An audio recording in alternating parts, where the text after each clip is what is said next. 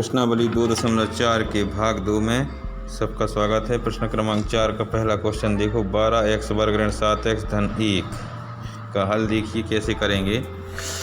ax² plus bx plus c बराबर ax² plus q plus p plus q into x plus c से हम इसका गुणनखंड करेंगे।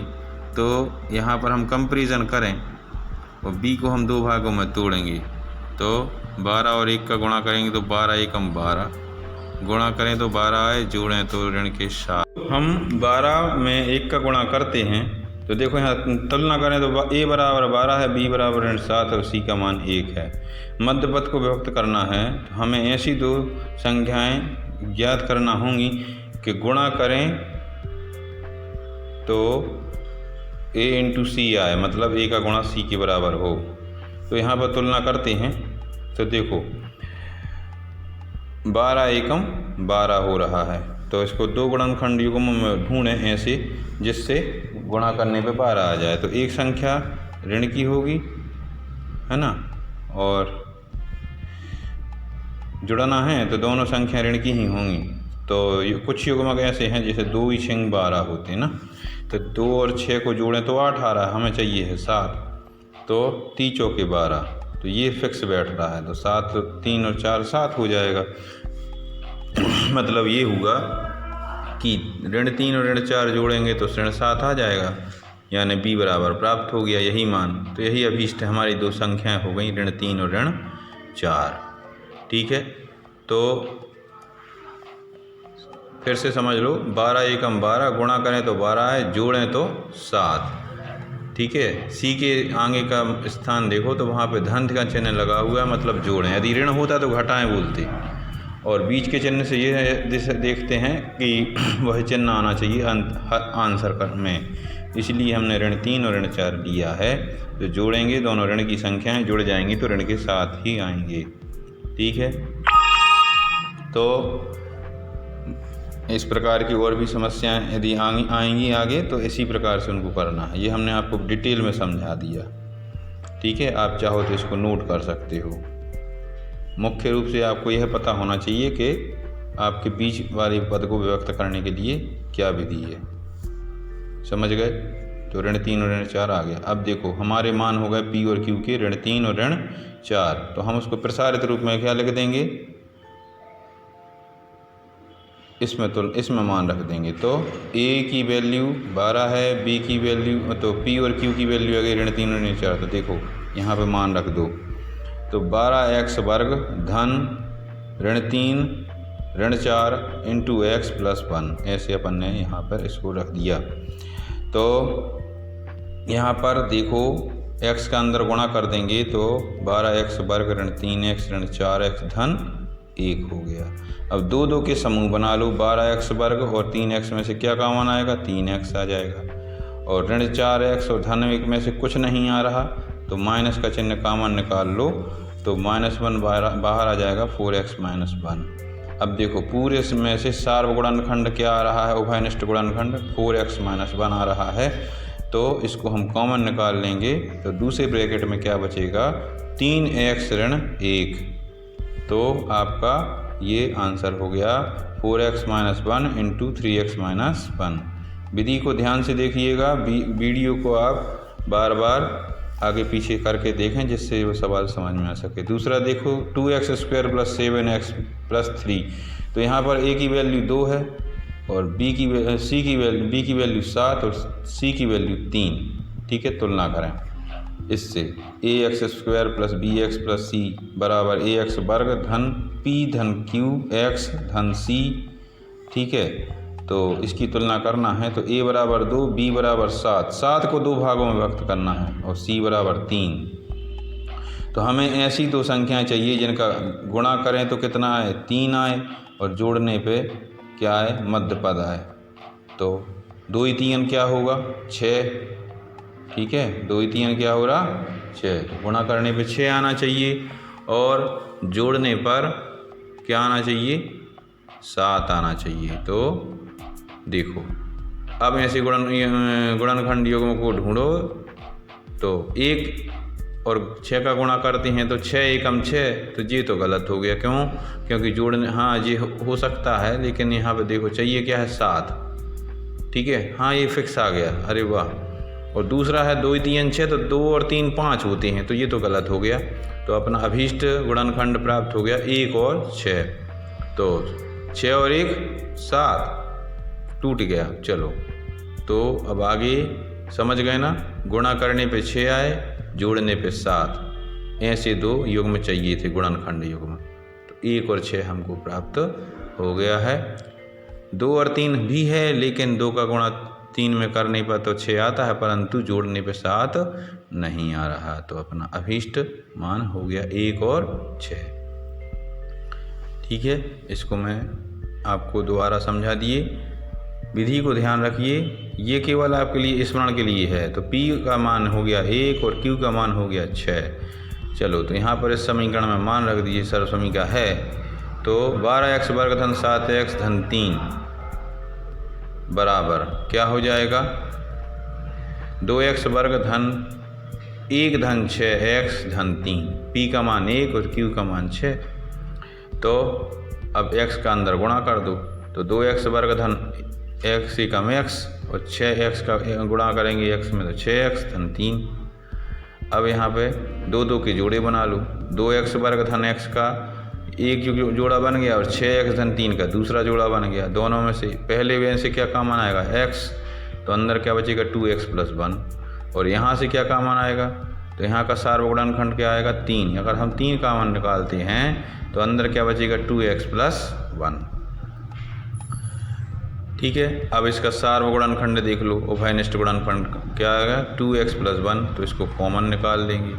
2x धन 1 को बाहर निकालने पर पहली पद में क्या बचा x और धन दूसरे में क्या बचा 3, तो आंसर हो गया 2x + 1 × 3x x + 3। अब देखिए 2 सवाल आपको करना है, 5वें का देखो पहला, x³ ऋण 2x² - x + 2। तो यहाँ पर क्या करना है हमें, ऐसे देखो, अब हम देखें 2 के सभी गुणनखंडों को पता लगाएं, तो क्या क्या हो जाएंगी गुणनखंड करने पर, तो 1 और 2, 2 एकम 2। अब दोनों प्लस और माइनस के रख के देखो, तो हम पहले +1 रख के देखते हैं। ध्यान रखें गुणनखंड है की शर्त क्या होती है, 0 आना चाहिए। तो 1 रखा इस बहुपद का में, तो 1 रखने पे 0 आना चाहिए, तो हमें 1 गुणनखंड प्राप्त हो जाएगा। तो यहाँ देखो रखा x का घन 1 का घन ऋण 2 × 1 का वर्ग ऋण 1 धन 2।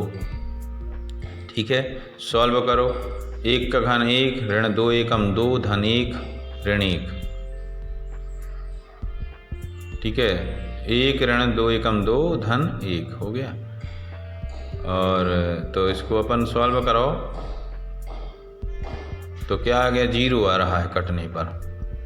यहाँ पर एक पद छूट गया है, क्षमा कीजिएगा, +2 है वहाँ पे, तो +2 से -2 कैंसिल हो जाएगा, +1 से -1 कैंसिल, तो x बराबर 1 रखने पर 0 आ गया।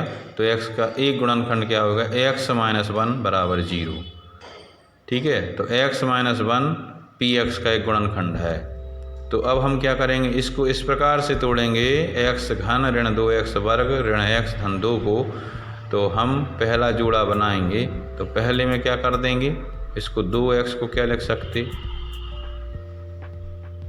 x घन ऋण x वर्ग ऋण x वर्ग ऋण x धन 2 ऐसा लिख देंगे। तो पहले पद में से क्या कॉमन निकालना है, x - 1, तो x वर्ग कॉमन निकलेगा, तो अंदर क्या बचेगा x - 1। अब देखो, अब क्या बचा, x वर्ग ऋण x धन 2। तो अब इसमें क्या करेंगे हम, देखो x वर्ग ऋण x ज्यों का त्यों लिखा, ऋण x वर्ग धन x। अब यहाँ पे क्या ऋण x आना चाहिए, तो इसको ऐसा तोड़ो, कैसा तोड़ो कि अंदर क्या बचे x - 1, इसलिए हम यहाँ पे क्या रखेंगे, इसको तोड़ देंगे +1 के साथ, तो +1 x हो जाएगा ऋण 2x धन 2। ठीक है, तो ऐसा हम लिख देंगे, x वर्ग ऋण x ऋण 1, यहाँ से ऋण x कॉमन आएगा, तो x ऋण 1, और उसमें से क्या ऋण 2 और धन 2 में से ऋण 2 कॉमन आएगा, तो x ऋण 2 × x - 1, पूरे में से x - 1 कॉमन निकाल दो, तो अंदर क्या बचा x वर्ग ऋण x ऋण 2। ये द्विघाती बहुपद हो गया। अब इसके भी गुणनखंड करना पड़ेंगे, तो उसी तरीके से तो कर दीजिए x ऋण x वर्ग ऋण x ऋण 2 का, तो गुणा करने पे 2 एकम 2 आए और घटाने पे क्या है 1। तो बड़ी संख्या ऋण की होनी चाहिए, छोटी संख्या धन की, तो 2 एकम 2, तो ऋण 2 के हो जाएंगे, धन 1 का हो जाएगा। तो 2 2 के जोड़े बनाओ, x कॉमन निकाला x ऋण 2 और यहाँ से क्या निकलेगा धन 1 कॉमन निकलेगा, तो x ऋण 2 अंदर बचा। x ऋण 2 पूरे में से कॉमन निकाल दो, अंदर क्या बचा x प्लस 1, तो x minus 2 into x plus 1।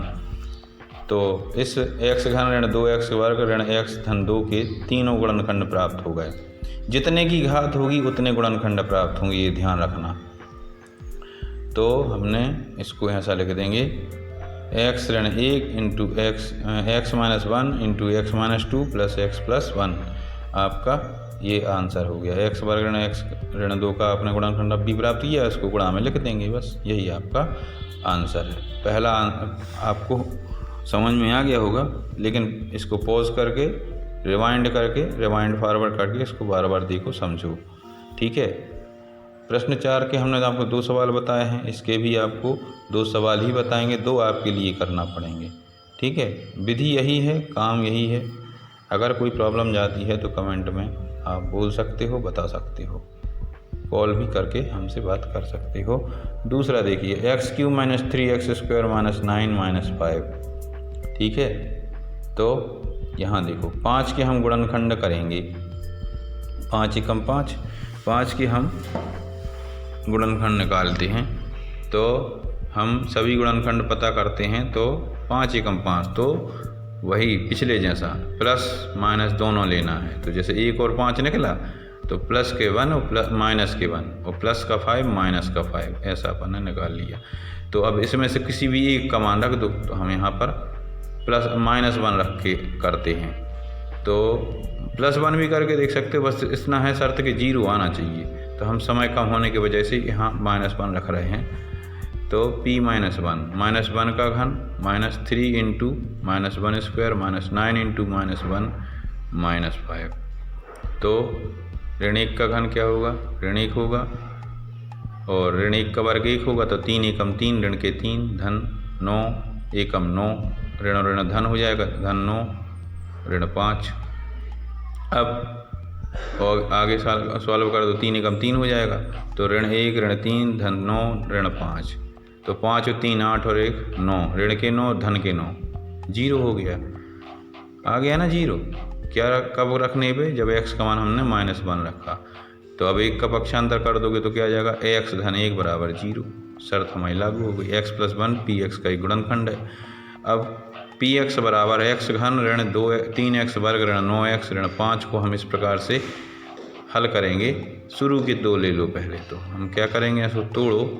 तो यहाँ पर x वर्ग कॉमन निकालेंगे, तो पहले में से x निकाल दो, प्लस 1 आ गया। अब यहाँ पर एक x वर्ग इधर से निकाल लिया है, धन का है, तो वहाँ पे क्या आएगा, ऋण के 4x बचेंगे, ठीक है। तो माइनस 4x² लिख दिया, माइनस 9 5। इसके बाद बीच वाले पद को देखो, तो यहाँ से क्या निकलना, पहले चाहिए क्या है, x चाहिए, x प्लस बनाना चाहिए। तो 4x वर्ग को ऐसा तोड़ो, तो माइनस 4x निकाला, तो पहले में से तो एक x बच गया, लेकिन यहाँ पर माइनस 9x बचना चाहिए। तो यहाँ पर 4x जब निकाल रहे हो तो 1 बचेगा। तो ऋण के 4 और ऋण के 5 9 हो जाएंगे, आ जाएंगे ना भाई। तो इसलिए यहाँ पर क्या बचा, माइनस 5।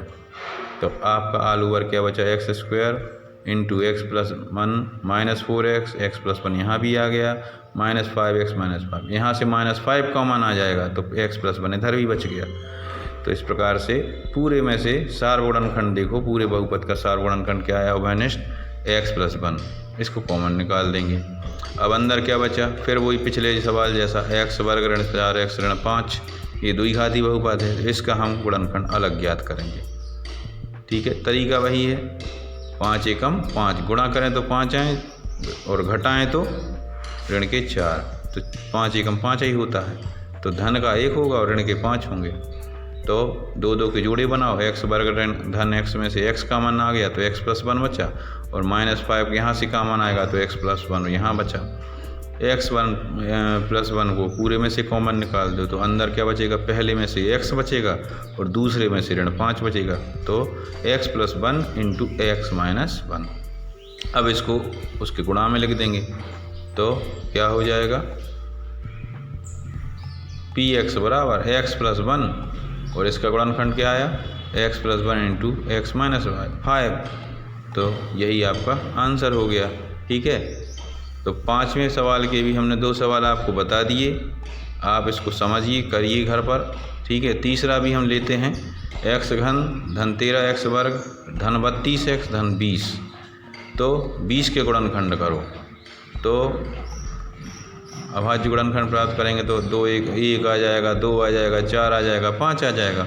तो सब प्लस माइनस में ले लो। अब इसमें से कोई ऐसा देखो जिससे 0 आए। ठीक है, तो किससे 0 आ रहा, हम -1 रख के देखते हैं पहले। तो -1 रख के देखा तो यहाँ पर -1 का cube plus 13 into -1 square plus 32 into -1 plus 20 x के मान रख दिए। तो ऋण 1 का घन ऋण 1 होगा और ऋण 1 का वर्ग 1 होगा, तो 13 गुणित 1 ऋण 32, ऋण धन ऋण हो जाएगा, ऋण 32 धन 20। तो ऋण 1 धन 13 एकम 13 ऋण तो यहाँ सॉल्व कर लो तो ऋण 13 धन 13 0 हो गया। तो इस प्रकार से x बराबर ऋण 1 रखने पर 0 आया, तो x धन 1 बराबर 0 गुणनखंड हो गया इसका पहला x प्लस 1। अब फिर वही काम, पहले जोड़े में से x प्लस 1 कामन निकलना चाहिए, तो क्या आएगा, एक्स स्क्वायर कामन निकाल रहे हो तो अब यहाँ पे क्या बचेगा, 12x वर्ग। एक x यहाँ से निकल गया इसलिए 12 बचा उसमें से, तो 12x वर्ग को फिर तोड़ो तो यहाँ पर 12x कामन निकालेंगे तो अंदर क्या बचना चाहिए, x प्लस 1। तो 12x 32 में से भी निकल गए तो क्या बचेगा इधर पे, 32 में से भी जब निकल जाएंगे तो 20 बचे।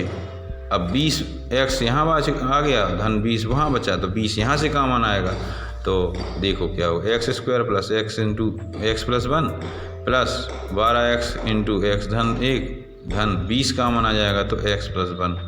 ठीक है, तो सार्वगुणनखंड x प्लस 1 आ गया। अंदर क्या बचा, x square plus 12x plus 20 यानी x वर्ग धन 12x धन 20। इसका ये फिर द्विघाती बहुपद प्राप्त हो गया, तो हमें इसके फिर गुणनखंड करना पड़ेंगे। ठीक है ना, पूरा का अपना ये निकालें तो x वर्ग धन 12x धन 20 का हम फिर से गुणनखंड करेंगे तो देखो क्या होगा। तो यहाँ पर गुणा करेंगे तो 20 आए और जोड़ें तो 12, तो x वर्ग तो 10 दूनी 20 होता है, तो x वर्ग धन 10x धन 2x धन 20। तब 2 के जोड़े बना लो तो x वर्ग में x वर्ग धन 10x में से क्या निकलेगा, x बाहर, तो 10x धन 10 बचा इधर और इधर से प्लस 2 निकला बाहर, तो x धन 10 वहाँ बचा, तो x धन 10 पूरे में से बाहर निकाले तो अंदर क्या बचा, x धन 2। ठीक है, इसका गुणनखंड हो गया। अब इसको इकट्ठा लिख दो तो px बराबर x plus 1 into x plus 10 plus x plus 2। तो इस प्रकार से ये सवाल हो गए। 2 प्रश्नावली 2.4 पूरी हो गई है।